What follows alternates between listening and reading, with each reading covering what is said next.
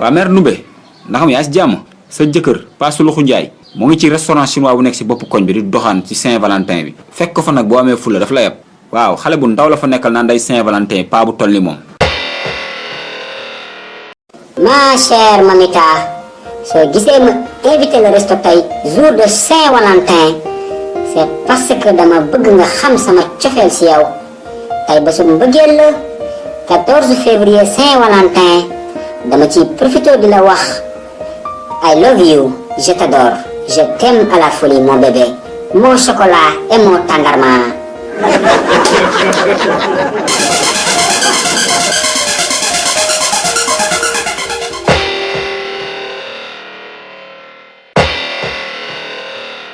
laa waa man dëgg te xale bu góor bi li mu wax lépp dëgg la sama nijaay moom mu bett ay man nijaay fi ma jëm ak yow may ma rek ma woo ko téléphone laaj ko fu mu nekk ba xam parce que moom daf ma waxoon kër xaali la jëm.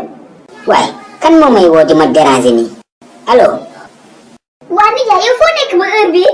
waaye maa ngi nii kër chef de quartier dinki doo ak xaali ñoo doon histoire bu metti sax ñoo ngi koy xeex na xeex bu metti instant bi moom la ñuy lijjanti kër chef de quartier nii te xam nga ne xaali sama doomu ndey la mënuma ñibbi bàyyi ko fii ak histoire bi heure tëdd bu jotee rek tëddal dinaa ñëw bul ma xaar.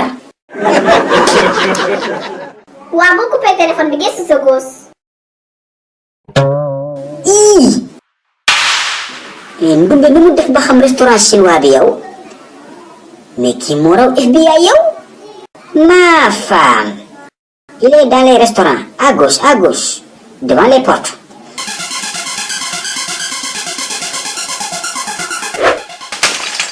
hey mais Ndoumbe doo bàyyi xel yi ngay sànni borom restaurant bi chinois la de karaté kaala da lay rey.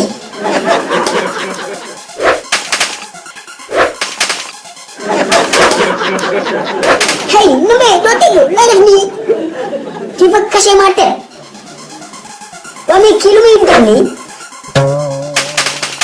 Ndoumbe je te préviens arrête de lancer des cailloux. yow nijaay génn suufu table bi yow tey de doo fanaan kër ga tey bu dee jaay mën doxaan rek di nga xam ne wuy bandee baayam. mamita kii dox bu dox la du ñibbi wool xaale yi composé numéro bi 00221 77.